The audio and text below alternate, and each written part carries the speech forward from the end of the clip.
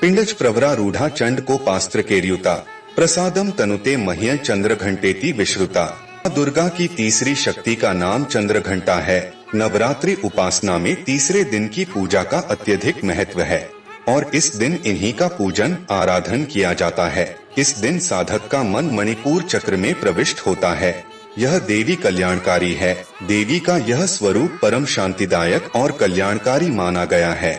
इसीलिए कहा जाता है कि हमें निरंतर उनके पवित्र विग्रह को ध्यान में रखकर साधना करना चाहिए। उनका ध्यान हमारे इहलोक और परलोक दोनों के लिए कल्याणकारी और सद्गति देने वाला है। इस देवी के मस्तक पर घंटे के आकार का आधा चंद्र है, इसीलिए इस देवी को चंद्र घंटा कहा गया है। इसके अलावा देवी चंद्र घंटा माता पार्वती का विवाहित रूप है।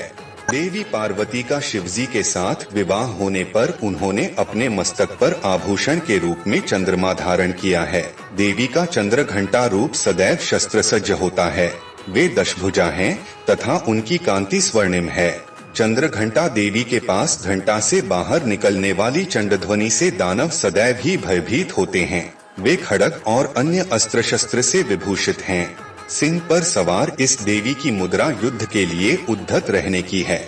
इसके घंटे सी भयानक ध्वनि से अत्याचारी दानव दैत्य और राक्षस कांपते रहते हैं। देवी चंद्र घंटा भक्तों के जीवन के दुख दूर करने हेतु सदैव तत्पर होती हैं। देवी उनके भक्तों के जीवन में आने वाली भूत प्रेत एवं पिशाच की बाधा दूर करती हैं। नवरात्रि में तीसरे दिन इन्हीं देवी की पूजा का महत्व है।